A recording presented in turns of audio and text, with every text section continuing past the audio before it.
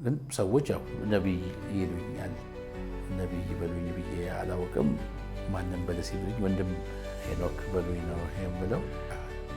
ድንገት የሆኑ መዝሙሮች ብቻ ይመጡልኝ ነበረ። ቃል ከነዜማው ሲመጣ አንዴ ነው ቃል ከነዜማው። ካምፓስ ውስጥ መሰለኝና በቅጽል ስም ጂሰስ ትባላለህ።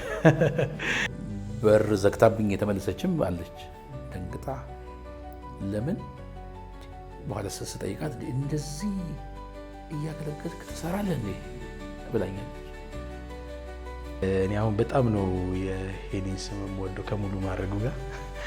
ነቢይ ኢንጂነር ሄኖክ ነውና ሰውን የማባበል የማጽናናት የማበረታታት እንጂ ሰውን ቀዶ የመፈወስ ኢቭን መርፌ ልጆችን አስወግቼ አላውቅም። መርፌ ሲወጉ እንኳን ስለማልችል ግን ሰዎች ያው ነብይ ይሉኛል። ነብይ በሉኝ ብዬ አላውቅም። ማንም በለስ ይሉኝ ወንድም ሄኖክ በሉኝ ነው የምለው። ስራና አገልግሎት ሳይጣሉ በአንድ ሰው ህይወት ውስጥ በስኬት መገለጥ እንደሚችሉ እግዚአብሔር ባንተ እያሳየ ነው። እንደዚህ እምባዬ እየተንጠባጠበ እኔ ድምፅ ልበለው ምን አላውቅም፣ ግን ከሆነ እንትን ወደሆነ አቅጣጫ እንዳሰምር ውስጤ የሆነ ነገር እወድሃለው ከልቤ ኢየሱስ፣ እወድሃለው ከልቤ ኢየሱስ፣ እወድሃለው ከልቤ ኢየሱስ፣ አዎ እወድሃለው።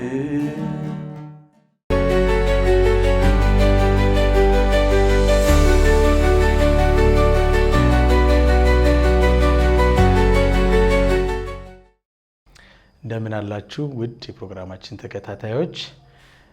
በዛሬው ዕለት እጅግ ከተወደደ ከወንድማችን ከነቢይ ኢንጂነር ሄኖክ ተሾመ ጋር የሚኖረንን ቆይታ ይዘንላችሁ ወደ እናንተ ቀርበናል።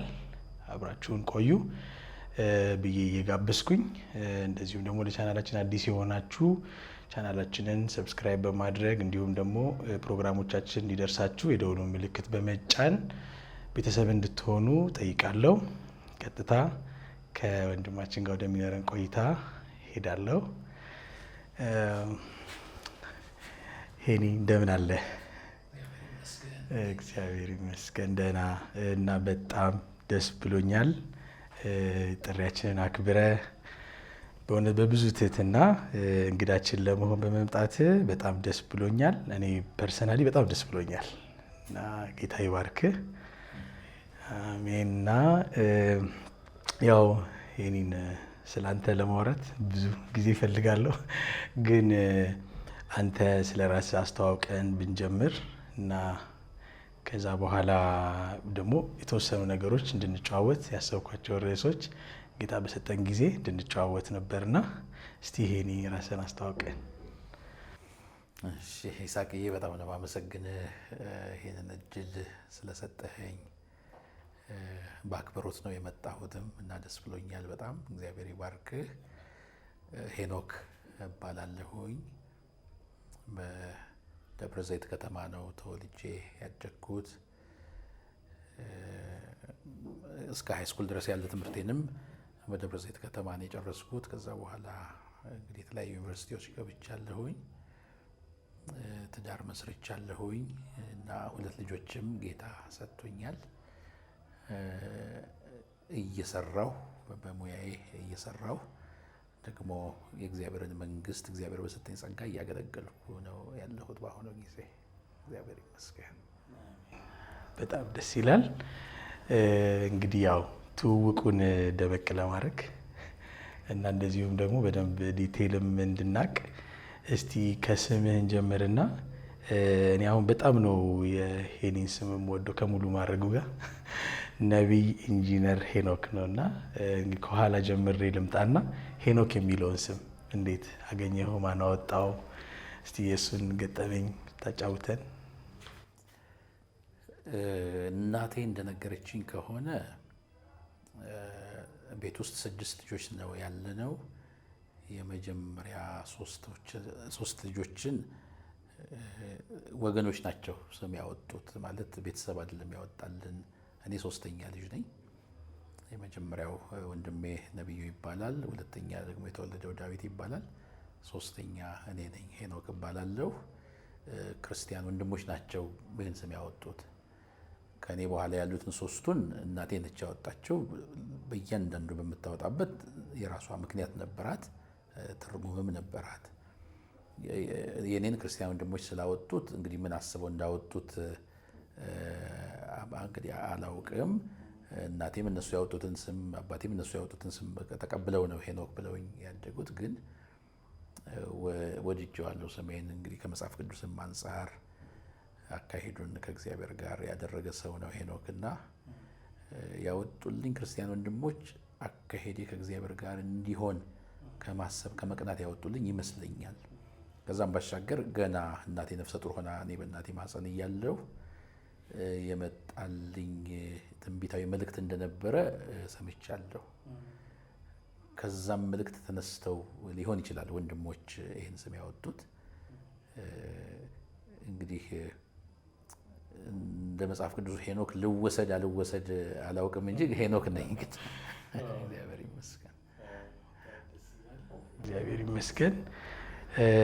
ኦኬ፣ እሺ እንቀጥል። አሁንም እና እንግዲህ እንዳልኩት ስሙን ወደ ማብራራቱ እየሄድኩ ስለሆነ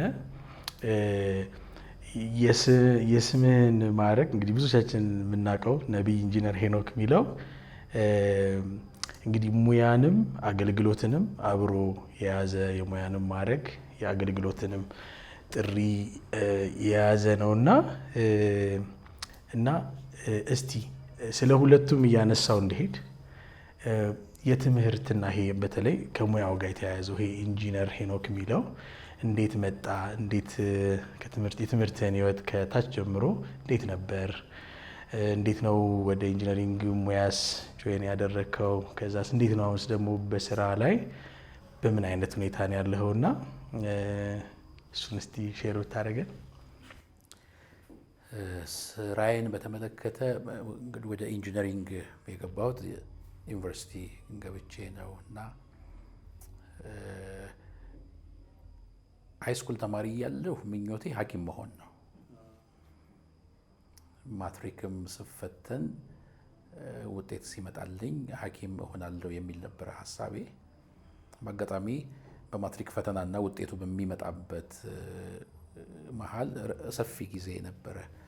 እኛ በምንማርበት ጊዜ የማትሪክ ውጤት ቶሎ አይመጣም፣ ብዙ ወራት ይቆያል እና በዛ መሀል ሐኪም የሆነች ያጎቴ ልጅ እኛ ቤት መጣ።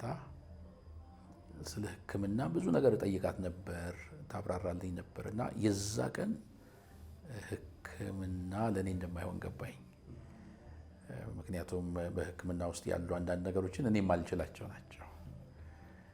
ስለዚህ በቃ እኔ ሰውን ትሪት ለማድረግ እሆናለሁ። ይሄ ሰውን የማባበል፣ የማጽናናት፣ የማበረታታት እንጂ ሰውን ቀዶ የመፈወስ ኢቭን መርፌ ልጆችን አስወግቼ አላውቅም። እኔ መርፌ ሲወጉ እንኳን ስለማልችል እና ስለዚህ በቃ ሕክምና ለእኔ አይሆንም ብዬ ወደ ኢንጂነሪንጉ ወደ እሱ ወሰንኩኝ። ለዚህ እንግዲህ ውጤቴም ደህና ስለነበረ የመጀመሪያ ምርጫ የተከብሮልኝ የምፈልገው ዩኒቨርሲቲ ገባሁኝና በኢንጂነሪንግ ጨረስኩ። አሁን ከተመረኩኝ 25 ዓመት ሆኖኛል እና 25 ዓመት በኢንጂነሪንጉ ስራ እየሰራው ነው ያለሁት። አንድ ድርጅት ውስጥ ኃላፊ ሆኜ እየሰራው ነው ያለሁት በአሁኑ ጊዜ እና ሙያዬን በጣም ወዳለሁ፣ ስራዬን በጣም ወዳለሁ፣ የምሰራበትን መስሪያ ቤት አብረውኝም የሚሰሩ ሰዎችን በጣም ወዳለሁ። አገልግሎቴ ነው ብዬ ስለሆነ ስራዬን ማየው በመውደድ እና በመትጋት ነው ስራዬን የምሰራው። የምሰራበት መስሪያ ቤት ውስጥም በታማኝነት የምኖረው አብረውኝ ከሚሰሩትም ጋር በጣም በታማኝነት በጥንቃቄ የምኖረው ስለምወደው አገልግሎቴ ነው ብዬም ስለማስብ ነው። ስራዬን በተመለከተ ያለው ነገር ይሄ ነው። ደስ ይላል። እሺ ምናልባት እንግዲህ ወደ እኔ ሀሳብ ለመሄድ እያንደረደረኝ ስላለ ነው እዚህ ላይ እየቆየሁ ያለሁት ትውውቁ ጊዜ ላይ ማለት ነው። እና እሺ ደግሞ ነቢይ ኢንጂነር ሄኖክ የሚለው ጋር ደግሞ ስመጣ ይሄ የእግዚአብሔር ጥሪ በላይህ ላይ የነቢይነትን አገልግሎት እንደዛ እንዴት እንዳደገ እንዴት ወይ ደግሞ ፓዙ ይሄ የአገልግሎት ህይወት በምን አይነት መንገድ ያደገ መጣ እና ደግሞ እንደዚህም ደግሞ በደንብ ተገልጦስ ሲወጣ እንዴት ነበር? እስቲ የእሱንም መንገድ የተወሰነ ሼር ብታደርገን። የነቢይነት አገልግሎት ከወጣትነቴ ዘመን ጀምሮ ልቤ ውስጥ ያለ ሸክም፣ ሌሎች ሰዎችም በዚህ ጸጋ ሲያገለግሉ ውስጥ የሚቃጠልበት ነገር፣ ስጸልይም በግሌ እግዚአብሔር በልቤ ውስጥ የሚያከብደው ነገር ነበር። ከዛም በብዙ አገልጋዮች ማረጋገጫም ሲሰጠኝ እግዚአብሔርም ወደ አንዳንድ ሚስጥር መግለጦች ውስጥ ድምፅ መስማቶች ውስጥ ሲያስገባኝ ይሄ ነገር እውነት ነው ማለት ነው ብዬ የበለጠ በዚህ አቅጣጫ የእግዚአብሔርን ቃል ሳጠና በነቢይነት አገልግሎት ከሚያገለግሉ ሰዎች ብዙ ልምድ ስወስድ እና ከዛ ቀስቀስ እያልኩ ማገልገል ስጀምር ስሳሳት በምን መልኩ ላርም እያልኩ ደንገጥ ብዬ የተመለስኩ እያረምኩ አንዳንድ ጊዜም ይህንን አገልግሎት ሰዎች መቀበል ሲያቅጣቸውና የተለያየ ኔጌቲቭ የሆነ ነገር በእኔ ላይ ሲያመጡ ስደነግጥ ወደኋላ ስመለስ እንዲህ እያለ ግን በቃ ጸጋው እየተገለጠ መጥቶ በሰዎች ሕይወት ውስጥ ጌታ እንደተናገረው የሚፈጽመው ነገር እያየለ ሲመጣ የበለጠ እየበረታው አንዳንዴ ቢቀርብኝስ ብዬ ወደኋላ ልመለስ ስል ጌታ እየተናገረ እያስቀጠለኝ ነው እዚህ የደረስኩት። እና በእርግጥ አንድ ግልጽ መሆን ያለበት ነገር ሰው ወንድሞችና እህቶች የተገለጠውን ጸጋ አይተው ራሳቸው ይሄንን ይሉኛል እንጂ በቤተ ክርስቲያን የነቢይነት ሹመት ያገኘው ሰው አይደለሁም። እንደዛ ማለት በሙሉ ወንጌል ቤተክርስቲያን ውስጥ ነው ማገለግለው። በሙሉ ወንጌል ቤተክርስቲያን ሙሉ ጊዜውንም ያልሰጠ ሰው እየተሾመ አይደለም፣ መተዳደሪያ ደንቧ ስለማይፈቅድ እና ግን ሰዎች ያው ነቢይ ይሉኛል። ነቢይ በሉኝ ብዬ አላውቅም። ማንም በለ ሲሉኝ ወንድም ሄኖክ በሉኝ ነው የምለው። ግን ጌታ ለዚህ እንድጠራኝ አውቃለሁ። በዚህም እያገለገልኩ እንዳለሁ አውቃለሁ። እና ጌታ የሚያደርጋቸው ተጨባጭ ነገሮች እና መንፈስ ቅዱስ የሚሰጠኝ ምስክርነቶች ናቸው እየበረታው በአገልግሎቱ እየገፋው እንዲሄድ ያደረጉኝና አሁን ላይ እንደው ከሞላ ጎደል ጌታ እንደረዳኝ ብዙ ማልጠራጠርበት ደረጃ ላይ ደርሻለሁ ብዬ አስባለሁ። በቃ ጌታ ሲናገረኝ የማይመስሉ ነገሮችን ቢሆኑ በቃ እንዳልጠራጠር አድርጎኛል። እግዚአብሔር የማይመስሉ ነገሮችን አድርጎ ብዙ ስላሳየኝ እና እግዚአብሔር ይመስገን። ሰው ሁሉ እንደ ጥሪው ሲሰለፍ ደስ ይላል። እግዚአብሔር ይመስገን።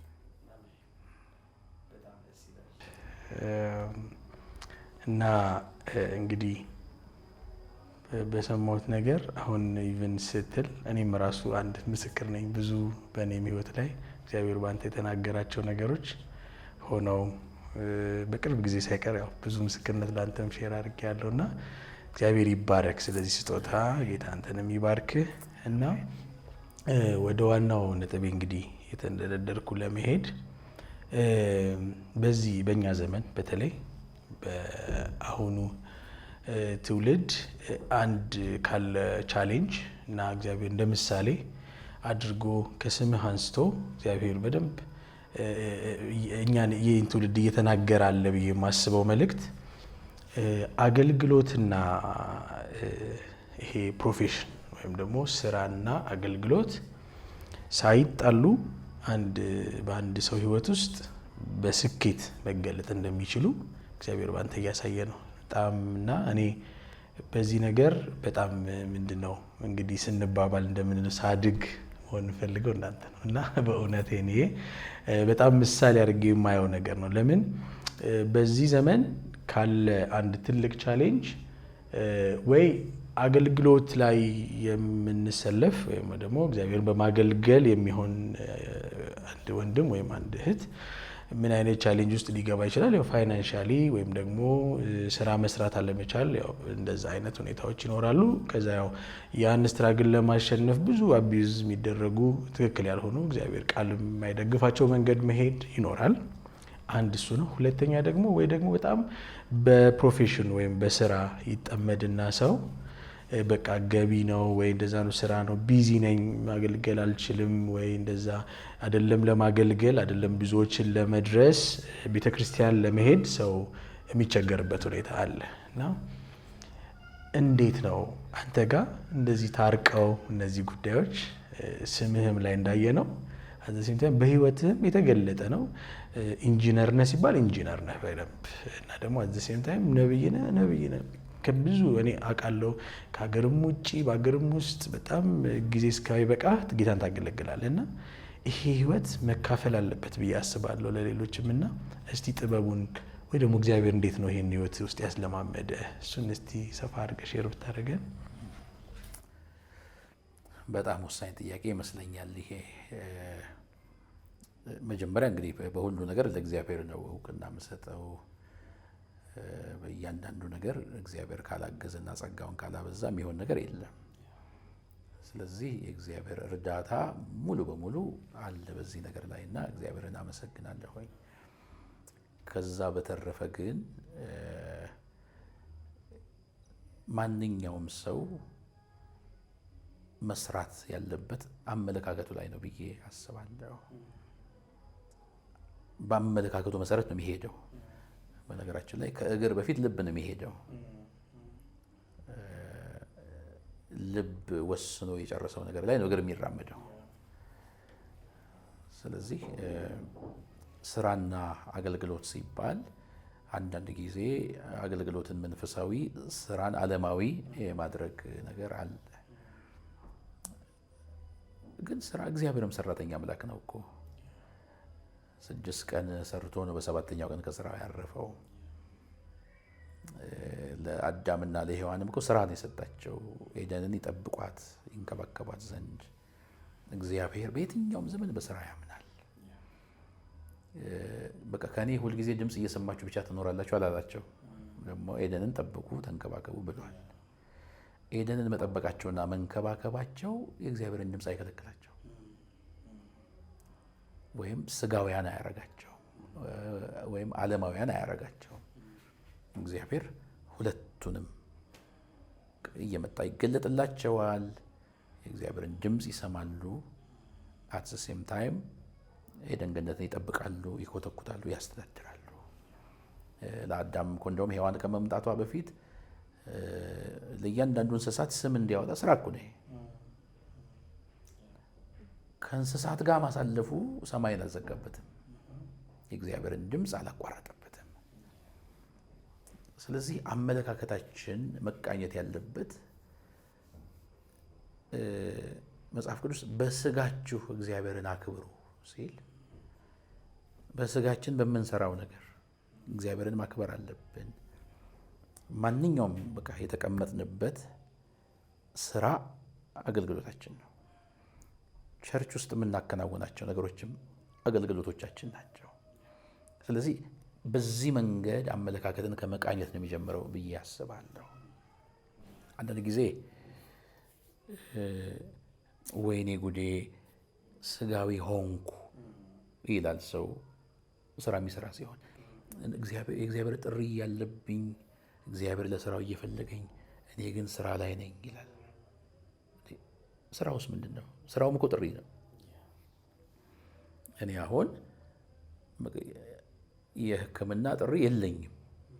ሕክምና እንደማለት አውቄያለሁ። እሱም በጥሪ ነው የሚሆነው። አንዳንዶች እኮ ተገደው ሕክምና ውስጥ ገብተው ያልሆነ ነገር የሚሰሩ ሰዎች አሉ፣ ጥሪያቸው ስላልሆነ።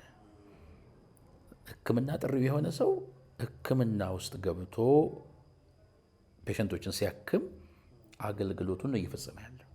በመጽሐፍ ቅዱስ እኮ ሐኪሞች ነበሩ፣ ዳኞች ነበሩ፣ ብዙ አይነት ስራ የሚሰሩ ሰዎች ነበሩ በመጽሐፍ ቅዱስ እና ያንን ነገር አይቃወምም ጌታ፣ ይፈቅዳል። ወደ መንፈሳዊም ነገር ሲመጣ ዳግመኛ በተወለደ ክርስቶስን እንደ ግል አዳኙ በተቀበለ በማንኛውም አማኝ ላይ የእግዚአብሔር ጸጋ አለ፣ የእግዚአብሔር ጥሪ አለ። ስለዚህ ስራው ጸጋን ስለማይከለክል በተጠራው ጥሪ በተሰጠው ጸጋ እያንዳንዱ ማገልገል አለብኝ ብሎ አመለካከቱን መቅረጽ አለበት። ስለዚህ ስራውም ላይ አገለግላለሁ ብሎ ነው ማሰብ ያለበት። መንፈሳዊ እንቅስቃሴውም ላይ አገለግላለሁ ብሎ ነው ማሰብ ያለበት እንጂ ወደ ስራ ሲገባ እንደው ምን አይነት ጣጣ ነው እያለ ከገባ ልክ አይመጣም። ልክ ስራ ሊጨርስ ሲል አሁን ሃሌሉያ በቃ አሁን ነው ማገለግለው ካለ ልክ አይመጣም። ሁለቱም አገልግሎት ነው እንደሱ እና ወደ እኔ ህይወት ስመጣ መጀመሪያ አመለካከቴ ላይ ነው የሰራሁት። ከልጅነቴ ጀምሮ በስንፍና አላምንም። ትምህርቴም ላይ በትኩረት ነበረ ትምህርቶቼን መከታተለው። በስንፍና አላምንም። ከዛም ደግሞ ወደ ስራ ስመጣም በስንፍና አላምንም እና የምሰራበትን ድርጅት አከብራለሁ። የተሰጠኝን ኃላፊነት የተቀመጥኩበትን ፖዚሽን አከብራለሁ። አብረውኝ የሚሰሩትንም አከብራለሁ። ሁሉን በቃ እንጂ ቸርች ጋር ስመጣ መቀየረው አመል የለኝም። ያም የአገልግሎት ቦታዬ ስለሆነ ትህትና ቢሆን ሌሎችን ማክበር ቢሆን ትጋት ቢሆን ስራ ቦታዬ ያለው ነው ቸርችም ያለው እንጂ ልክ ቸርች ስመጣ መንፈሳዊ አይደለም። ይሄ አመለካከት ጉዳይ ነው ብዬ ነው የማስበው። ሰው አመለካከቱን በዚህ መንገድ ሲቃኝ ከዛ በኋላ የተሰጠ ይሆናል። አመለካከቱ ከተስተካከለ እኮ ለየትኛውም ነገር ዋጋ ለመክፈል ራሱን ያዘጋጃል። ዋጋ መክፈል ከጊዜ አንጻር፣ ዋጋ መክፈል ከገንዘብ አንጻር፣ ዋጋ መክፈል ከእንቅልፍ አንጻር ያደርጋል። በቃ እኔ አሁን እንደሱ ነው የማደርገው። ስራና የመንፈሳዊን አገልግሎት አብሬ ሳስኬድ ያለ ዋጋ አይደለም፣ ድካም ሳይኖረው አይደለም፣ ጊዜ ሳይፈልግብኝ ቀርቶ አይደለም። እንዲሁ የኔ እንደው የስራ ሁኔታ ዝም ብዬ እንደው ብናገር አሁን የምኖረው ደብረ ዘይት ነው፣ የምሰራው አዲስ አበባ ነው። 12 ሰዓት ተኩል ላይ ቢሮ ገባለሁ። ከደብረ ዘይት ተነስቼ ብዙ ጊዜ ለ12 ሩብ ጉዳይ እወጣለሁኝ ከቤት 12 ተኩል ቢሮ ደርሳለሁ። ስራዎችን በጠዋት ብዙ ስራ እሰራለሁ እና ጥሩ መስተጋበር አለኝ አብረውኝ ከሚሰሩት ጋር፣ እኔ በኃላፊነት ከመመራቸው ጋር፣ ከሌሎች ድርጅቶች ጋር በጥሩ መንገድ እና አንዳንዶች በቸርች ባለ አገልግሎት ብቻ የሚያውቁኝ ለስራ ሲመጡ እዛ ቦታ የተቀመጥኩት እኔ መሆኔ ሲያዩ ይደነግጣሉ። በር ዘግታብኝ የተመለሰችም አለች ደንግጣ። ለምን በኋላ ስጠይቃት እንደዚህ እያገለገልክ ትሰራለህ እንዴ ብላኛለች። አዎ። ስለዚህ ሁለቱም ለጌታ ክብር ናቸው። በሁለቱም ህዝብ ይታነጻል፣ እግዚአብሔር ይመሰግናል። እና የአመለካከት ጉዳይ ከአመለካከት ቀጥሎ የመሰጠትና ዋጋ የመክፈል ጉዳይ ነው። ስለዚህ ሰው አቋም ከያዘ እውቀት ኖሮት አቋም ከያዘ ማይቻል ነገር የለም። ጊዜውን በአግባቡ እንዴት እንደሚጠቀም ያቅዳል። በቃ ምን ማድረግ እንዳለበት ያቅዳል። ለምሳሌ ነፍሰ ጡር ሴት ነፍሰ ጡር መሆኗን ካወቀች በኋላ የኑሮ ስታይሏን ትቀይራለች። ነፍሰ ጡር መሆኗን ሳታውቅ እኮ 4 ወር ምናምን ድረስ ልትዘልቅ ትችላለች፣ እንደፈለገች እየኖረች ማለት ነው። ግን ነፍሰ ጡር መሆኗን ማወቋ ራሱ ጠንቃቃ ያደርጋታል። ስለዚህ ሰውም ስራም መንፈሳዊ ነገር አገልግሎቴ ነው ብሎ ይሄ እውቀት ወደ ውስጡ ከመጣ ከዛ በኋላ አኗኗሩ ማስተካከል አለበት። ስለዚህ እኔ እንደፈለግኩ ነው የምኖረው። በቃ እኔ የስራ ፍቅር ነው ያለኝ ብዬ ዝም ብዬ ስራዬ ላይ ሆኜ የአምልኮ ቀኖችንም ስራ ላይ አላረግም። አሁን ቅዳሜን አልሰራም፣ እሁድን አልሰራም። ቅዳሜ ለቤተሰብ ስለማደርግ ብዙ ጊዜ፣ እሁድ ደግሞ የመንፈሳዊ አገልግሎት የቸርች ጊዜ ስለሆነ በእነዚህ ቀኖች አልሰራም። ስራዬን ስለማልወድ አይደለም። ስራ መውደድ የማየው በጠዋት 12 ተኩል እንደገባ አድርጎኛል፣ አትግቶኛል። ግን እሱ ብቻ ዋጋ የለውም። መንፈሳዊ ነገር ጌታ ቀጥሪ ሰጥቶኛል፣ ጌታን ማገልገል አለብኝ ብዬ ደግሞ ስራዬን እንችላለን። እዛ ሄጄ ስራዬን ትቼ ዝም ብዬ በመንፈሳዊ ነገር ለማሳለፍ ያለብኝ ብዬ ሌላ ነገር ውስጥ አልሆንም። ለሁሉ ጊዜ ያለው ስለሚል መጽሐፍ የስራዬን ጊዜ ለስራዬ፣ የአገልግሎቴን ጊዜ ለአገልግሎቴ አደርጋለሁ። ምክንያቱም አንደኛ በአንድ ቀን ተሰርቶ የሚያልቅ ስራ የለም። በሴኩላሩም ዓለም በዚህ በመንፈሳዊም በአንድ ቀን ተሰርቶ የሚያልቅ የለም። ሁለተኛ እኔ ብቻ ሰርቼ የመጨረሰው የለም። ስለዚህ በቃ ማመጣጠን አለብኝ። እንደ ባለ አእምሮ ማሰብ አለብኝ። ስራውንም ዛሬውኑ ነው ሁሉ ነገር የሚያልቀው ብዬ ሁሉን ነገር እርግፍ አድርጌ ትቼ ቤተሰብ እርግፍ አድርጌ መንፈሳዊ አገልግሎት እርግፍ አድርጌ ስራ አያልቅማ።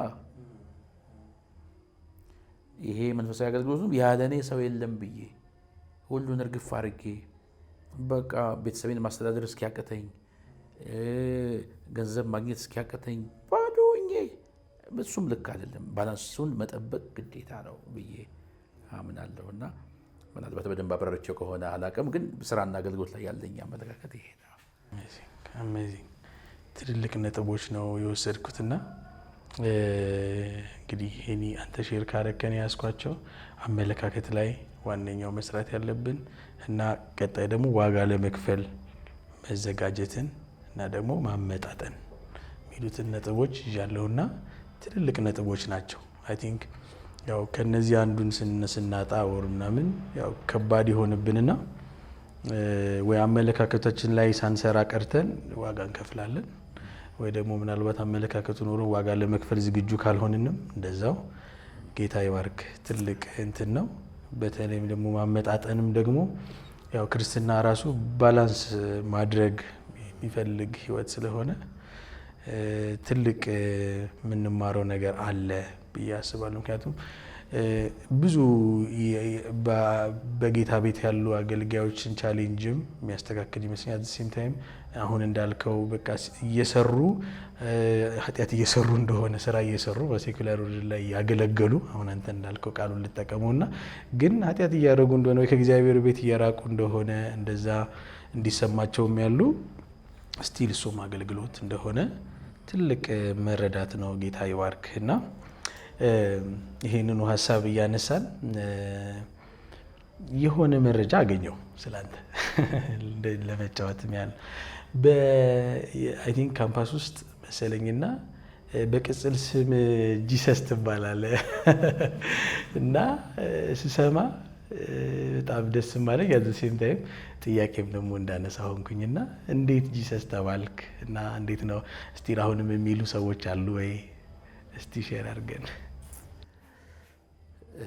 በእርግጥ ካምፓስ እያለው ጂሰስ ይሉኝ እንደነበረ ያወቅኩት በቅርብ ጊዜ ነው። ምናልባት አመት በፊት እንደዚህ አመት ተኩል ቢበዛ 2 ዓመት በፊት ነው ያወቅኩት። እሱንም ያወቅኩት እንዴት ነው የሆነ እንደዚህ ቃለ መጠይቅ አድርጌ የህይወት ምስክርነቴን ሰጥቼ ነበርና እዛ ላይ የተጻፈ ኮሜንት ላይ ነው። እዛው አርባ ምንጭ የነበረ ሰው እዛው አርባ ምንጭ የነበረ ሰው እየመጣ የኛን ፌሎሺፕ ያገለግል የነበረ ሰው በኋላም ከኔ ጋር ወዳጅ የሆነ ሰው ጂሰስ ብለን ነበር የምንጠራው ብሎ ኮሜንት ሲጽፍ አይቼ እኔም ደንግጫለሁ። ይልቅ ሌላ የሚጠሩኝ ስም ሌላ ነበረ፣ ጆን ፖል ይሉኝ ነበር። ፖል እሱን ካምፓስ እያለሁም አውቃለሁኝ። ጆን ፖል የካቶሊክ ጳጳስ ናቸው መሰለኛል። እና በዛ እንግዲህ መንፈሳዊ ሰው ነው በሚል እንግዲህ መንፈሳዊ መሪ ነው በሚል ይመስለኛል ጆን ፖል ብለው ይጠሩኝ ነበረ። እሱን እንደሱ ይጠሩኝ ነበረ። እንግዲህ ያዩትን የሚያውቁት እነሱ ናቸው። እና መቼም መልካም ነገር አይተው መልካም ስም ለመስጠት ብለው ያደረጉት ይመስለኛል። ግን የጂሰስን ግን ከወጣሁ ነው ያወቅኩት እና ደንግጫለሁ። አንዳንዶች እንዲሁ በቃል ኢየሱስን ትመስላለህ የሚሉኝ ነበሩ። እንዲሁ ስንጫወት በቃ አንተ ላይ ኢየሱስን ነው ማየው የሚሉ ነበሩ እንጂ ጂሰስ ብለው የሚጠሩኝ ያው እንዳልኩህ አልገጠመኝም ነበር። እና ከሆነም እንደው ጌታን በእኔ አይተውም ከሆነ ራሱን በእኔ የገለጠ እግዚአብሔር ነው፣ ለእሱ ክብር ይሆን። አሜን። በጣም ደስ ይላል። እኔም አሁን አንተ እንዳልከው ይህ መረጃ ሳገኝ መጀመሪያ ወደ ልቤ መጡ የተደሰትኩት ነገር ሰው አንተ በተለይ ሳታውቀው ከሆነ ደግሞ የሚገርም ነው እና እንደዛ ማለት እንግዲህ በህይወትህ ያዩት ነገር ነው። መቼም ሰው ቅጽል ስም የሚሰጠን ከስራችን ነው አይደል? ስም እናትና አባታችን የሚሰጡን አሁን እንዳየነው ሄኖክ እንደተባልከው በሆኑ ነገሮች እንዲህ ሊሆን ይችላል፣ ምኞታቸውንም ሊገልጹ ይችላሉ። ቅጽል ስም ግን ብዙ ጊዜ ተግባር ላይ አይደል ታግ የሚደረገውና ከህይወትህም ያን ያህል ኢየሱስን ማየታቸውና እንደዚህ ስም እስከሚሰጡ መምጣታቸው ጌታ ይመስገን። በጣም ደስ ብሎኛል። እና እንግዲህ እየቀጠልን ስንሄድ እኔ እንግዲህ ስለ ሄኒ ቅድም አላወራም ብዬ ነበር። አሁን የተወሰነ በእኔ እይታ ደግሞ ሄኒ በጣም የምወድህ በመንፈሳዊ ህይወት ብዙ አንተን እያየን እንድናድግ የሆንንና አንዱ ሌላው አገልግሎትህ የመዝሙር አገልግሎት ነው እና ለመመስከር ያክል እኔ እንግዲህ እየዘመርኩ የሚያደግኩት የሄኒ መዝሙሮች ነው እና ኳየርም ላይ እናገለግልባቸው ነበረ እና በጣም አንጋፋ የሆነ የኳየር ሊደር ነበርክ። እኛ እንግዲህ ያደግንበት ቤተክርስቲያን ውስጥ እና እንግዲህ አሁን በነብይነት አገልግሎት ሆነ እንጂ ያው ነገሮቹ በዛ ተጠቅልለው ወጡ። ስቲል ታገለግላለህ፣ በመዝሙር አውቃለሁ፣ ትዘምራለህ። በጣም ነው የምባረከው በምትዘምራቸው መዝሙሮች እና መልእክትም እግዚአብሔር በዛ ተጠቅሞ በጣም ያመጣልና የመዝሙር አገልግሎት እንዴት ነው? አሁንስ ምን ላይ ነው? እንዴት ነበረ? እሱንም እንትን ያልከው እስቲ ሼር አድርገን። የመዝሙር ፍቅር እና የመዝሙር ሸክም የኤሌመንተሪ ስኩል ተማሪ ሆኜ እያለሁ ነው በጣም በቃ ልቤ ውስጥ ያለው። መዘመር በጣም ነበር የምወደው። መዝሙር እሰማለሁ፣ ስዘምር አለቅሳለሁ፣ ሌሎች ሲዘምሩ ስሰማም አለቅሳለሁ እና ሁሉ ነገሬን የምገልጸው በመዝሙር ነበረ። ስንበረከክ ልጅም ሆኜ የሚቀናኝ መዘመር ነው። እንደውም ሄኖክ ተንበርክኮ ይዘምራል ባል ነበር እና ያ ነገር በድንገት እንግዲህ መዝሙር ስለ መጽሐፍ የራስን መዝሙር ስለ መዘመር እንደዚህ ያስተማረኝ ሰው ኖሮ ሳይሆን በቃ ድንገት የሆኑ መዝሙሮች ብቻ ይመጡልኝ ነበረ። ቃል ከነዜማው ሲመጣ አንዴ ነው በቃ ቃል ከነዜማው። አሁን መለስ ብዬ ሳስብ በልጅነቴ የነበሩ መዝሙሮች ከእድሜም ጋር አይሄዱም፣ ከመንፈሳዊ ብስለቴም ጋር የሚሄዱ አልነበሩም። መንፈስ ቅዱስ ራሱ የሚያቀብለኝ መዝሙሮች ነበሩ እና በአብዛኛው በኳየር ውስጥ ነበረ አብሬ የምዘምረው። ቅድም እንደተናገርከው የኳየር መሪም ነበርኩኝ።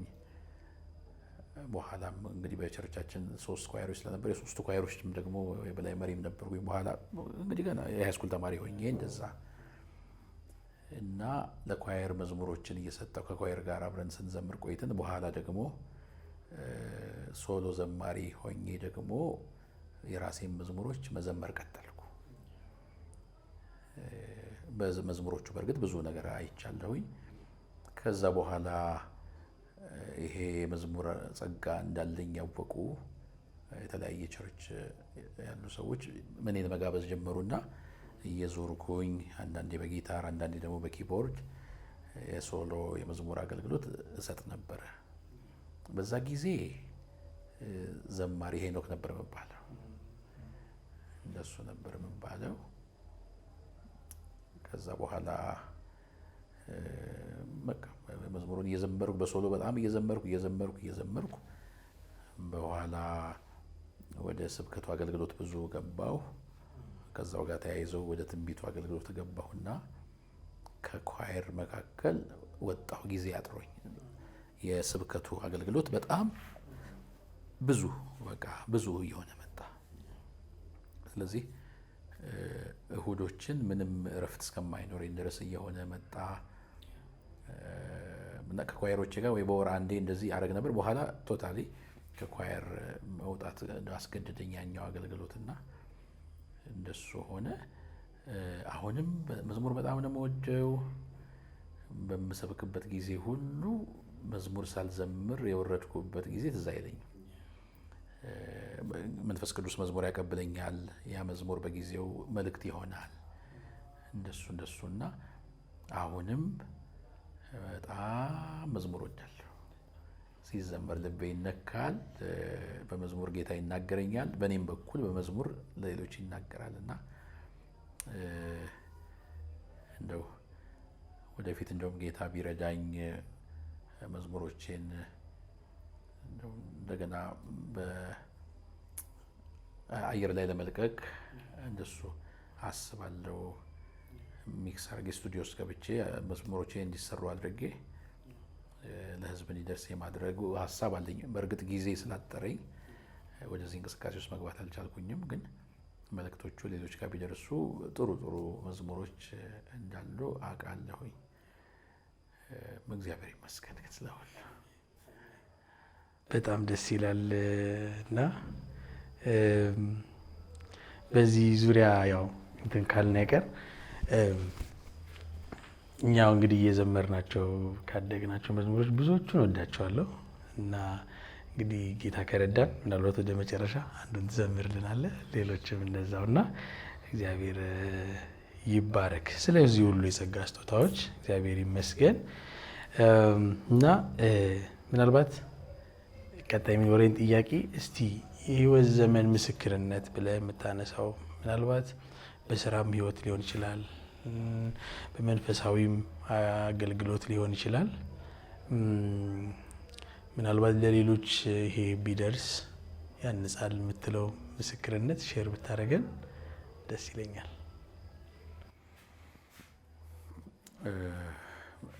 ብዙ ምስክርነቶች ይኖራሉ። እግዚአብሔር አምላክ ያደረጋቸው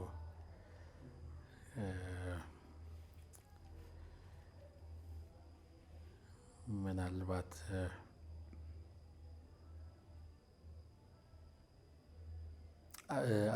አንዱ ልናገር። በዩኒቨርሲቲ ተማሪ ሆኜ የሆነውን እንግዲህ አንዱ ልናገር። ከዛ በኋላ ደግሞ ምናልባት ሰዓት ካለን ሌላ አንድ ነገር ጨምራለሁ። ዩኒቨርሲቲ ተማሪ ሆኜ ድሮይንግ የሚባል ትምህርት ፈጽሞ አይገባኝም ነበር። ምንም ልረዳው በቃ አልቻልኩም። እንግዲህ የኢንጂነሪንግ እያጠኑ ድሮይንግ አይገባኝም ማለት በጣም አስቸጋሪ ነው። የሚያስተምረኝ አስተማሪ በደንብ አስረዳኝ። በግል ሁሉ ቢሮ ጠርቶ አስረዳኝ።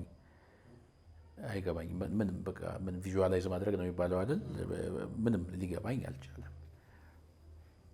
ሌሎች ባቾችን የሚያስተምር ድሮይንግ አስተማሪ ነበር።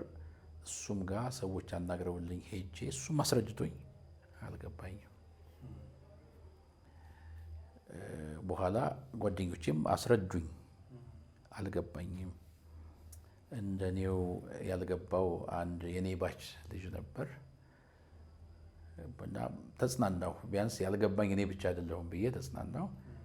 ግን ፈተና ሊደርስ ትንሽ ቀን ሲቀረው እሱ ገባው። ከዛ እንደ ኤልያስ ብቻዬን ቀርቻለሁ አልኩ እና ከፋኝ በጣም። በኋላ እሱ አሁን ስለሆነ የገባው እሱ ቢያስረዳህ ይገባሃል ተባልኩና እርግጠኛ ሆንኩ። እኔ በህይወት ዘመኔ ቡና ጠጥቼ አላውቅም። የዛ ቀን ግን ሌሊት ስለነበረ በቃ ለመጀመሪያ ጊዜ ቡና ጠጣሁ። ቁጭ ብዬ እሱ ሲያስረዳኝ በቃ ይገባኛል ብዬ ማለት ነው። ያልጣረው ጥረት የለም። እኔ ግን አልገባኝም። ተስፋ ቆረጥኩ፣ አለቀስኩ። ፈተና ነበረ፣ አልፈተንም አልኩ። ጓደኞቼ በግድ ወስደው ነው እንድፈተን ያደረጉኝ እና ገና የፈተና ወንበር ላይ ስቀመጥ ጸለይኩኝ። ጌታ ሆይ አልሰነፍኩ፣ አላጠናም አላልኩ፣ ግን አልገባኝም። ምንድን ነው የማደርገው? ስሜን ጽፌ ለመውጣት ብቻ ነው? በቃ ብዬ ለማንኛውም ስሜን ጻፍኩ፣ አይዲ ነምበሬን ጻፍኩ። ከዛ በቃ የጥያቄውን ወረቀት አየዋል። ምንም እምባዬ ይንጠባጠባል። ምክንያቱም ምን ከምን እንደማደርገው ስላልገባኝ። አይገርምም? በመሀል እንደዚህ እምባዬ እየተንጠባጠበ እኔ ድምፅ ልበለው ምን አላቅም፣ ግን ከሆነ እንትን ወደ ሆነ አቅጣጫ እንዳሰምር ውስጤ የሆነ ነገር ይላል። አሰምራለሁ፣ አስመሬ ቁጭ እላለሁ። ቀጥሎ ደግሞ በሆነ አቅጣጫ እንዳሰምር ልክ ሰው ወይም የሆነ ድምፅ በዚህ በኩል አስምር የሚለኝ ያክል አሰምራለሁ። ቶሎ ጨርሼ ነው ፈተናውን የወጣሁት። ጓደኞች ያሰቡት ቢያንስ ኢንኮምፕሊት ከሚባል ወይም ኖ ግሬድ ከሚባል አትሊስት ኤፍ ቢሰጠው ይሻላል፣ በቃ ስለዚህ ስላልሰራ ነው ቶሎ የወጣው ብለው ነው ያሰቡት። እኔም የማስበው እሱን ነው። አይገርምም? ውጤት ሲመጣ ግን ከብዙዎች የተሻለ ነበር። ደነገጥኩኝ። የኔ አይደለም ብዬ ራሴ አይዲ ነምበሬን እያየሁ ስሜን የኔን መሆኑን እያወቅኩ ይሄማ የኔ ሊሆን አይችልም አልኩ። ጌታ ስራዬን ሰርቶልኝ ነው። እና የራሳችን ድርሻ ከተወጣን በኋላ ሌላውን ለእግዚአብሔር በመስጠት ማመን እንዳለብን ትልቅ ትምህርት አግኝቼበታለሁ። አሁን እኔ ፈተና አልፈተንም ብዬ አቋም እንዳያስኩት ሳልፈተን ብቀር ውጤቴ ይበላሻል። ጓደኞቼ ናቸው፣ እግዚአብሔር ይባርካቸው፣ በግድ እንድፈተን ይዘውኝ የመጡት ጓደኞቼ ናቸው። እንዳልገባኝ ያውቃሉ፣ ግን ኖ ግሬድ ሊባልብህ አይገባም ብለው ይዘውኝ የመጡት እና ትልቅ ትምህርት አገኘሁበት። ብዙ ነገሮች ገጥመውኝ ያውቃሉ። ከዛ በኋላ በህይወት ዘመኔ ምችለውን አረግና ለእግዚአብሔር እሰጣለሁ። በመጨነቅ አላምንም፣ እንቅልፍ በማጣት አላምንም። አንዳንዴ ኬርለስ ለመሰል እችላለሁ። የድርሻዬን ከተወጣሁ በኋላ ለጌታ ሰጥቼ ተዋል። እንዲህ ዝም ትላለህ? ምን ላድርግ ታዲያ? ሄኖክ ሰው ነው፣ ያቅሙን ያደርጋል፣ ለጌታ ይሰጣል። አሁን ሰው ቢጠላኝ፣ ነገር ቢያወሳስብብኝ፣ ምናልባት ያሳዘንኩት ነገር ካለ ብዬ አናግራለሁ፣ የበደልኩ ካለ ብዬ እላለሁ። ከዛ ውጪ ያ ሰው አሁንም ጉድጓድ እየቆፈረ ያለ ከሆነ ለጌታ ሰጥቼ ትውት ታደርገዋል። አልጨነቅም። ሌላም ቻሌንጅ ቢገጥመኝ አልጨነቅም። የኔን አረጋለሁ። ቤተሰቤ ላይ የሆነ ነገር ቢገጥመኝ የራሴን ድርሻ እወጣለሁ፣ ለጌታ ሰጣለሁ፣ የቀረውን አልጨነቅም። ይሄ ትልቅ ትምህርት ያገኘሁበት የህይወት ምስክርነት ነው እና እግዚአብሔርን ስለሱ በጣም አመሰግናለሁ። እግዚአብሔር ይመስገን። ይሄ ትልቅ ማለት ትልቅ ምስክርነት ነው። ምክንያቱም እንዳልከው ለህይወት ዘመን የሚሆን ትምህርትን የወጣው ከውስጡና የተማርከው ትምህርት ደግሞ ምናልባት ለተመልካቾቻችንም ስንፍናን አይደለም የተማርነው፣ ደግሞ ይሄ ሳንሰራ እግዚአብሔር ይሰራልናል ሳይሆን የእኛን እስከ መጨረሻው ሄደን የእኛን ሆነን በማንችለው ነገር ለእግዚአብሔር ጥሎ ማረፍ ትልቅ ትምህርት ነውና በየትኛውም በምናልፍበት የህይወት መንገድ የትልቅ ትምህርት ነው። ጌታ ይባረክ። በጣም ደስ ብሎኛል። ኦኬ እሺ። እና ምናልባት አሁን ወደ ቅድም ወደ ተወኳቸው ወደ ዘለልኳቸው ልመለስ ነው። እስቲ የህይወት ዘመን ፍልስፍና ወይ ደግሞ ምንድነው የህይወት ፍልስፍና ምንድን ነው ማለት? አሁን እነዚህን ጥያቄዎች የምጠይቅባቸው ምክንያቶች ትልቁ ከእኔ በጣም አይቼ ምንድነው ከፍሬያቸው ታውቋቸዋላችሁ መጽሐፍ ቅዱስ ይላልና አንተ ላይ አይቼው በጣም እግዚአብሔርን ያመሰገንኩበት እንደዚሁም ደግሞ ልከተለውም ያንን ፍሬ እንዳፈራ በህይወቴ የምመኝበት ትልቁ እንትን እንዳልኩ በስራም በአገልግሎትም አብሮ እግዚአብሔርን እያከበሩ መኖር ነውና እና እሱን እንትን ባደረገም ሊሆን ይችላል አላቅም በአጠቃላይ እንደ መርህ የምትይዘው እና ይሄ ነው የኔ ህይወት ፍልስፍና ብለህ የምትይዘውን ሀሳብ ማካፈል ከቻልክ ደስ ይለኛል። የህይወት ፍልስፍናዬ ምንድነው? ቤዚክ የሆነ ማልቀየረው ከእግዚአብሔር ጀምሮ ለተለያዩ አካላት ፕራዮሪቲ አለኝ፣ ቅደም ተከተል አለኝ። መጀመሪያ እግዚአብሔር፣ ከዛ ቀጥሎ ራሴ፣ ከዛ ቤተሰብ፣ ከዛ ቤተክርስቲያን፣ ከዛ ሌላው ማህበረሰብ። አሁን እነዚህ ቅደም ተከተሎቼ ናቸው። መጀመሪያ እግዚአብሔር ስል ያለ እግዚአብሔር ምንም ነገር ማድረግ ስለማልችል በየትኛውም ነገር በመጀመሪያ እግዚአብሔርን መፍራት ነው እንደሚል እግዚአብሔር ቃል ለእግዚአብሔር ቅድሚያ እሰጣለሁ። ከዛ ቀጥሎ ለራሴ እኔ ካልኖርኩ ለሌላው መኖር አልችልም። ስለዚህ ራሴ ላይ መስራት አለብኝ ብዬ አምናለሁ። ራሴ ላይ መስራት አለብኝ ብዬ ስል መንፈሳዊ ህይወቴን መመገብ አለብኝ፣ ጤንነቴን መጠበቅ አለብኝ፣ የአእምሮዬን ሰላም መጠበቅ አለብኝ። ምክንያቱም እኔ ብቻዬን የምኖር ራስ ወዳድ ሰው አይደለሁኝም። ቤተሰብ አለኝ። ማህበረሰቡ ውስጥ መካከል ማህበረሰቡ መሀል ሳለሁ ብዙ መጥቀም ያለብኝ ያሉ። ስለዚህ ራሴን ወዳለሁ። ራሴን የምወደው ሌሎችን እንድጠቅም ስለተፈጠርኩ ነው። ራሴ ላይ መስራት አለብኝ ብዬ አምናለሁ።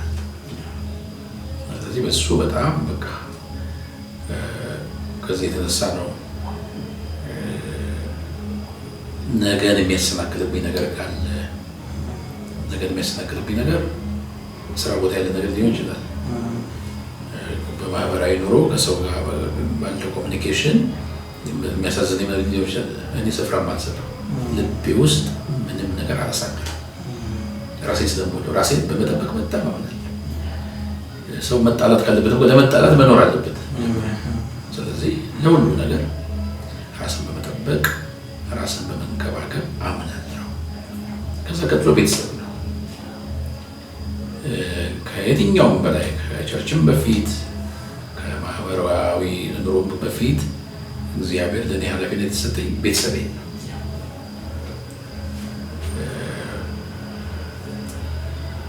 ቤተሰቤ ስላለ ነው ማኖረው። ቤተሰቤ ስላለ ነው ማገለግለው። ቤተሰቤ ስላለ ነው ዞሮ መግቢያ ያገኘሁት እንጂ ቸርች ውዬ ቸርች አላድርም፣ ወይም ካፌ ውዬ ካፌ አላድርም። ስለዚህ ቤተሰቤ፣ ከዛ ቀጥሎ ቤተክርስቲያን። ምክንያቱም እግዚአብሔር ጥሬን እንድፈጽም የሰጠኝ ቤተክርስቲያንን ነው። ቤተክርስቲያን የክርስቶስ ሙሽራ ነች። ስለዚህ በቤተክርስቲያን ውስጥ ያለውን አገልግሎት እሱን አስከትላለሁ። መጨረሻ ማህበራዊ ስለ ቤተክርስቲያንና ስለ ማህበራዊ ነገር ትንሽ ላብራራና በቤተክርስቲያን ስኖር የሙሉ ጊዜ አገልጋይ ሆንኩም አልሆንኩም ቤተክርስቲያን ክርስቶስን ወክላ በዚህ ምድር ላይ ያለች ናት። የክርስቶስ ሙሽራ ናት። ስለዚህ ቤተክርስቲያን በማክበር አምናለሁ። ቤተክርስቲያን በመታዘዝ አምናለሁ። በቤተክርስቲያን ውስጥ ቤተክርስቲያን በምትሰጠኝ ነገር በማገልገል አምናለሁ። አንዳንድ ጊዜ ይፈራል። በቤተክርስቲያን ውስጥም ሰዎች እየሰሩ የሚያገለግሉ ከሆነ ለቤተክርስቲያን አይታዘዙም የሚል፣ ስለዚህ ብዙ ጊዜያቸውን እንዲሰጡ ማድረግ አለብን የሚል አንዳንድ አመለካከቶች አሉ። ሰው ሙሉ ጊዜውን ሲሰጥ ነው እንዲመገዛት፣ ሙሉ ጊዜነቱ አይደለም እንዲገዛ ማድረግ ያለበት።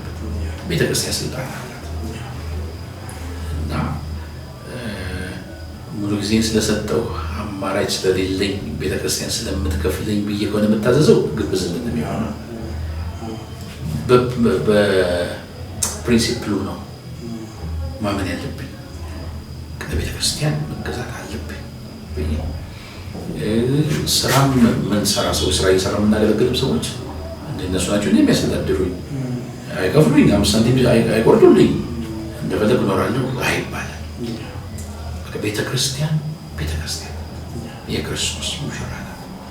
ስለዚህ ከቤተክርስቲያን ጋር ስኖር በዚህ መልኩ በመኖር አምናለሁ። ለቤተክርስቲያን ስርዓት እየተገዛ በመኖር አምናለሁ። ማህበራዊ ኑሮን በተመለከተ እንግዲህ የምንኖረው ከአማኙ ማህበረሰብ ጋር ብቻ አይደለም፣ በተለያየ የሃይማኖት ክፍል ውስጥ ካሉ ሰዎች ጋር ነው የምንኖረው እና ሁሉን በክርስቶስ ፍቅር በመውደድ አምናለሁ። ሁሉም ማለት የትኛውም ሃይማኖት ውስጥ ያለውን፣ የትኛውም ዘር ያለውን፣ የትኛውም የእውቀት ደረጃ ያለውን በክርስቶስ ፍቅር በመውደድ አምናለሁ። ከዛም ባሻገር እኔ ብቻ እነሱን ጠቅማለሁ ብዬ ሳይሆን በእነሱም መማረው ነገር አለ ብዬ ሁልጊዜ ልቤን ክፍት አድርጌ ነው የምኖረው እና ትህትና ላይ አተኩራለሁ። ሰው ሁሉ ክቡር ነው። የእውቀቱ ደረጃ ምንም ቢሆን ክቡር ነው እና ይሄንን የማደርገው አንደኛ ሰው አክብሮት ይገባዋል፣ ሁለተኛው ክርስቶስ ያስተማረን ትህትና ስለሆነ በትህትና ውስጥ ሰው ያያል ጌታ። እነሱ እንዲሆን እፈልጋለሁ እና ይሄንን የማደርገው ለሚወዱኝ ሰዎች ብቻ ሳይሆን ለሚጠሉኝ ሰዎችም ጭምር፣ ክፉ ለሚያስቡብኝ ሰዎች ጭምር።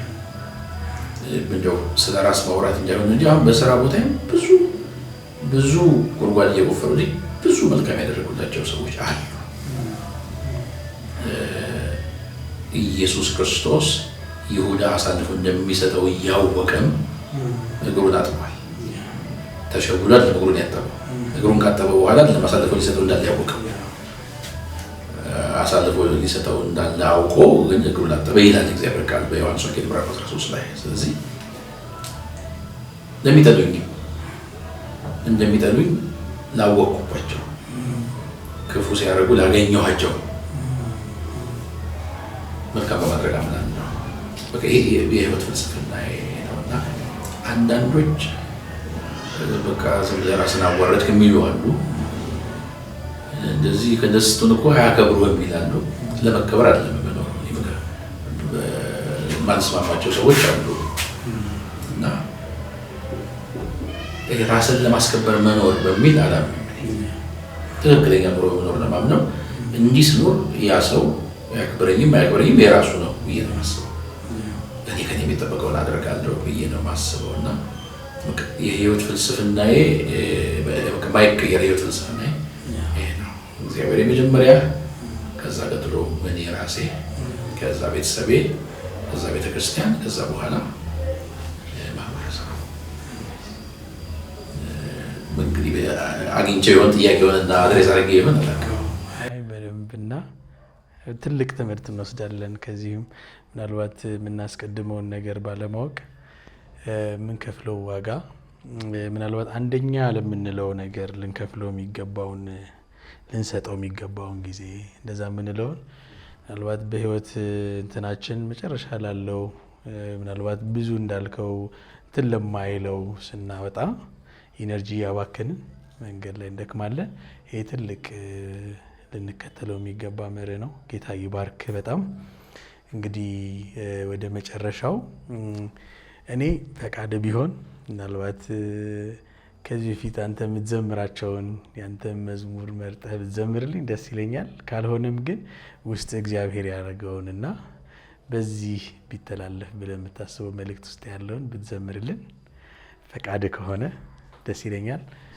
ምናልባት ጊታሩ የተዘጋጀ በጊታር እኔ ጊታር ለመማር እንደ ምስክርነትም ለመናገር ጉጉት እንዲያድርብኝ የሆንኩት እናንተ ልጆች ያለን ጊታር የተጫወታችሁ ስታመልኩ ሳይ ነውና ጌታ ይባርክ። ያው በራሴ እንድሞክሮኛለሁና ምናልባት ምሳሌ ሆነሃቸው እንደሆነ ካላወቅ ብዙዎች ምሳሌ የሆንክ ነው። ጌታ ይባርክ። እሺ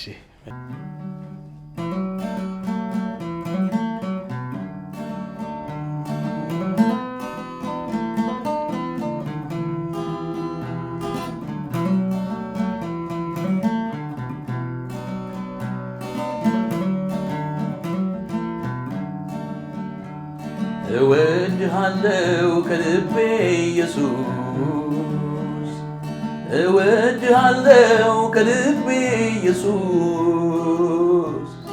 እወድሃለሁ ከልቤ ኢየሱስ፣ አዎ እወድሃለሁ ከልቤ ኢየሱስ፣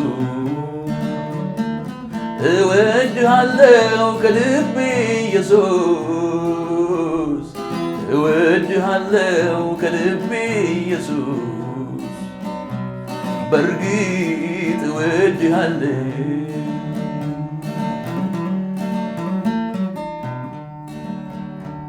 ካንተ ሌላ ማን አለኝ የልቤ አምላክ የሆነኝ?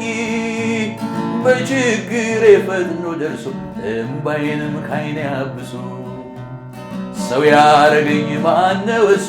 ስለ እኔ ያኖረ ነፍሶ። ትወደኛለህ እወድሃለሁ፣ ሁል ጊዜ አመልክሃለሁ። እወድሃለሁ ከልቤ ኢየሱስ፣ እወድሃለሁ ከልቤ ኢየሱስ፣ እወድሃለሁ ከልቤ ኢየሱስ፣ አዎ እወድሃለሁ።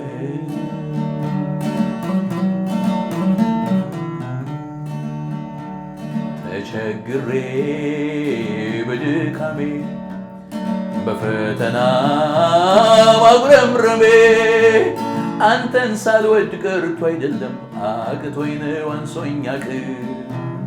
በጊዜው ፈተና ባዝንም የቀድሞውን አልረሳውም።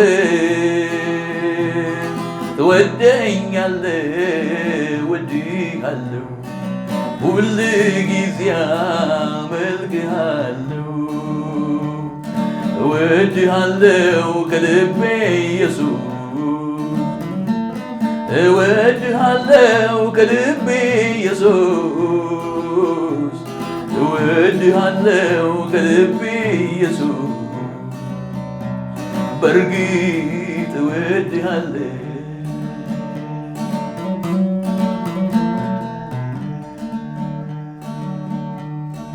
ይህንን ታላቅ ፍቅርን ኦ ጌታችን በሙላት ባይረዳውም አይምሯችን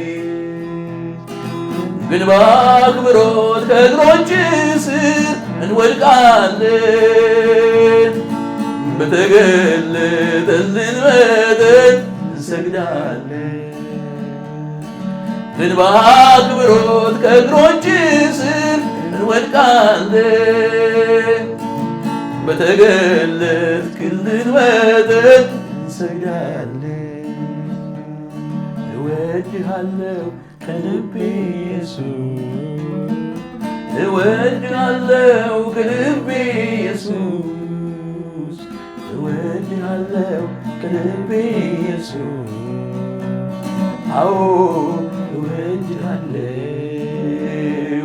እወድሃለሁ እወድሃለሁ ከልቤ ኢየሱስ፣ እወድሃለሁ ከልቤ ኢየሱስ፣ በእርግጥ እወድሃለሁ፣ አዎ እወድሃለሁ፣ በእርግጥ እወድሃለሁ።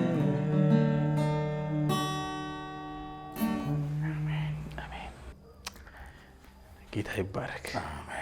እና ደግሞ ከዚህ በበለጠ ማለት በቃ በተለይ መዝሙሮቹ ቅድም እንዳልከው እግዚአብሔር ረድቶን እኛም አንተም ጊዜ እግዚአብሔር አመቻችቶልህ ወደ አየር ወጥተው እኛም እየሰማ እንድንባረክ በጣም እንጓጓለን፣ ደግሞ እንጸልያለን እና በጣም ነው ደስ ያለኝ። በጣም ጥሩ ጊዜ ነበረ የነበረን። ምናልባት ለመጨረሻ ማስተላለፍ የምትፈልገው መልእክት ካለ ጊዜ ልስጥህና የሚኖረንን ጊዜ እናጠቃልላለን። ምናልባት በመጨረሻ ልል የምፈልገው ምንድን ነው፣ ስለ እግዚአብሔር ጸጋ የዳነው በእግዚአብሔር ጸጋ ነው። የእግዚአብሔር ጸጋ ካዳነት በኋላ አልተወንም። ብዙ ጊዜ ዳንን የምንል ሰዎች እኔን ጨምሮ ጌታ ደስ በማይሰኝበት የህይወት ምልልስ ውስጥ እንኖራለን።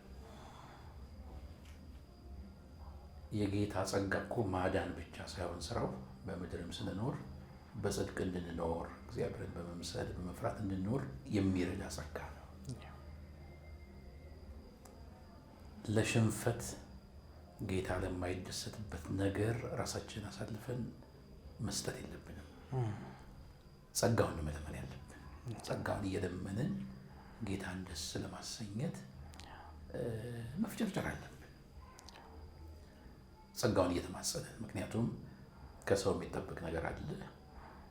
እኛ ያለ እኔ ምንም ልታደርጉ አትችሉም እንዳለ ጌታ ኢየሱስ ጸጋውን እየለመንን እርዳታውን እየተቀበልን መኖር አለብን በጽድቅ እንጂ አንዴ ድኛለሁ በሚል ከዚህ በኋላ እንደፈለግኩ መኖር ችግር የለውም የሚል አመለካከት ይዘን መሄድ የለብንም። በሁለት ምክንያት፣ አንደኛ ከጽድቅ እየጎደልን ከቅድስና ሕይወት እየጎደልን በሄደን ቁጥር መንፈስ ቅዱስን ስለምናሳዝን ከእግዚአብሔር ሀሳብ እየወጣን ነው የምንሄደው። ስለዚህ እንጎዳለን፣ እኛ በቃ በሕይወታችን እንጎዳለን። ከጸሎት የሚርቅ ሰው፣ እግዚአብሔርን ከመፍራት የሚርቅ ሰው፣ ከእግዚአብሔር ቃል የሚርቅ ሰው በሕይወቱ እየተጎዳ ነው የሚመጣው እና ለጠላት ታልፎ ይሰጣል፣ መንቃት ያቅተዋል። ስለዚህ ጸጋውን እየተማጸንን መኖር ይጠቅመናል ለራሳችን። ሌላው ጸጋውን እየተማጸንን በጽድቅ መኖራችን የሚጠቅመን በማህበረሰብ መካከል ስለምንኖር ወደድንም ጠላንም እኛን የሚያዩን ሰዎች አሉ። የሚያዩን ዳግመኛ የተወለዱ ሰዎች አሉ፣ የሚያዩን ደግሞ ሌሎች ሰዎች አሉ። እኛን ሲያዩ ድካማችንን ከሚያዩ ክርስቶስን እንዲያዩ ማድረግ ጥሩ ነው። ክርስቶስን ደግሞ ምድር ላይ ወርዶ አይደለም የሚታየው፣ በእኛ እዚህ ባለን ሰዎች ነው የሚታየው እና እንደው በዚህ ዘመን በመካከላችን በሕይወታችን እንደዚህ አይነት ድካሞች ይታያሉ በጣም። ጌታ የመድረክ ጌታ ብቻ አይደለም፣ የእግዚአብሔር ጸጋ ያዳነን ብቻ አይደለም፣ ግን የሚያኖረንም ነው። ስለዚህ ኑሮም ላይ ብናተኩር እሱ ጥሩ ነው ብዬ አስባለሁ። ምናልባት ጊዜ ካለ ነው ከዚህ ጋር የሚገናኝ የሆነ መዝሙር እዘምራለሁ ስለ ጸጋው የሚናገር እና ይህን ግን በጣም እኔንም የሚሰሙኝንም ሁሉ አደራ ማለት እፈልጋለሁ። በዚህ አቅጣጫ ጸጋን ለምን እንጂ ለድካማችን ምክንያት አንስጥ። ሌሎቹ የሚያደርጉት የለ እንዲህ ብለን ምክንያት አንስጥ። የጠራን ጸጋውን ያፈሰሰልን ጌታ ከሁሉ ይበልጣል። ስለዚህ እሱን ለማክበር በቃ እየተማጸን ነው። ስንወድቅም ስሩ እየወደቅን በቃ አንሳኝ፣ ይሄ አቅቶኛል፣ ጸጋን አብዛልኝ እያልን እንጂ ኃጢአትን መልመድ የለብንም። ክፉ ስራን በእኔ ያልተጀመረ ብለን ራሳችን ማጽናት የለብንም። በቃ ኃጢአትን መጸየፍ ነው ያለብን። ደጋግመን ልንሰራው እንችላለን፣ ግን መጸየፍ አለ። በቃ ጻድቅ 7 ጊዜ ይወድቃል ይነሳል እንደሚል የሚነሳው ለመነሳት ካልፈለገ እኮ አይነሳም። 7 ጊዜ ወድቆ ለመነሳት ካልፈለገ አይነሳም። ለመነሳት ከፈለገ ግን እግዚአብሔር ያነሳዋል። ስለዚህ 1000 ጊዜ የሰራው ኃጢአት እንኳ ቢሆን ጸጋን አብዛልኝ ብሎ ለመነሳት እድል አለው ሰው። ስለዚህ እሱ ላይ ብናተኩር ብዬ ራሴንም የሚሰሙኝንም እመክራለሁ። ጌታ ይባርክ። ምናልባት ይህንን ከዚህ ጋር ተያይዞ ያልከውን መዝሙር ዘምረህልን በዛው ብንሸኛኝ መልካም ነውና አይ ቲንክ መልሰን ይህንን መዝሙር ልንሰማ ነው። እግዚአብሔር ይባርክህ።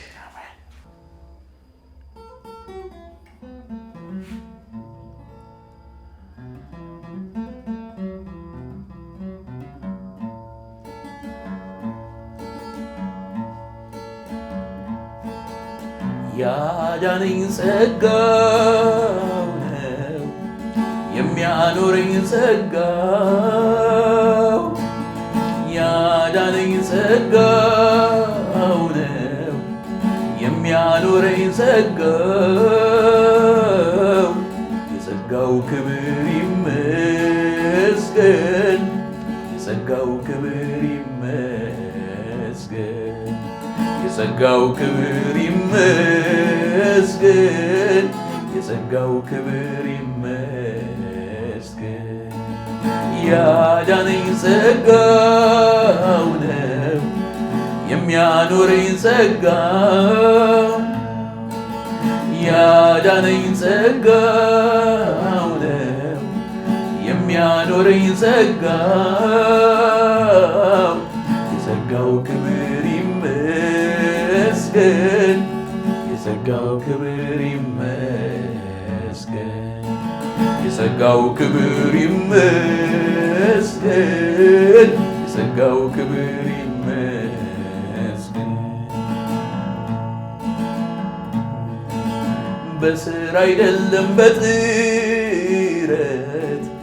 በእርሱ ጸጋ ነው ደህንነት ሁሉን በሠራው አምኜ ኖራለሁ በኢየሱስ ድኜ ሸክም አይደል ክርስትና በጸጋው መኖር ነውና በአገልግሎትም ቢተጋ የሚደክመው የእርሱ ጸጋ ያዳነኝ ጸጋው ነው የሚያኖረኝ ጸጋው ያዳነኝ ጸጋው ነው የሚያኖረኝ ጸጋው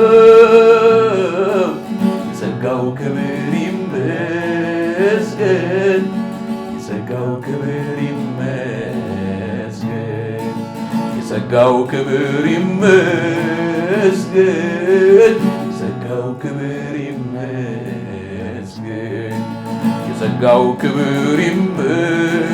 ይመስገን የጸጋው ክብር ይመስገን የጸጋው ክብር ይመስገን የጸጋው ክብር ይመስገን። አሜን አሜን ይመስገን። በጣም ጌታ ይባርክ። እኔ በእውነት በቃ ስጠራሽ ከማለት ጀምሮ ካሳየኸኝ ትህትና አሁንም ደግሞ እዚህ መተህ ካካፈልከን ነገር በቃ ከሚባርኩት መዝሙሮች ከሁሉ እግዚአብሔር በረከቱን አትረፍርፎ ይስጥህ። ተባረክልን። ዘመን ይለምልም። ከዚህ የበለጠ ብዙ ፍሬዎችን አፍራ እና በቃ ለብዙዎች ምሳሌ የሚሆነውን እግዚአብሔር ባንተ የሚከብርበት ህይወት እየጨመረ ይሂድ። ጌታ ይባርክ። እሺ ተመልካቾቻችን እስከ ፕሮግራማችን ፍጻሜ ከኛ ጋር ስለቆያችሁ በጣም እናመሰግናለን። ከዚህም በኋላ በመቀጠል ቤተሰብ እንድትሆኑ ከቻናላችን ጋራ ቻናላችንን ሰብስክራይብ ማድረግ የደወሉ ምልክት በመጫን ቤተሰብ በመሆን እንደዚሁም ለሌሎች እንዲደርስ ሼር በማድረግ አብራችሁን ቆዩ። ተባረኩ።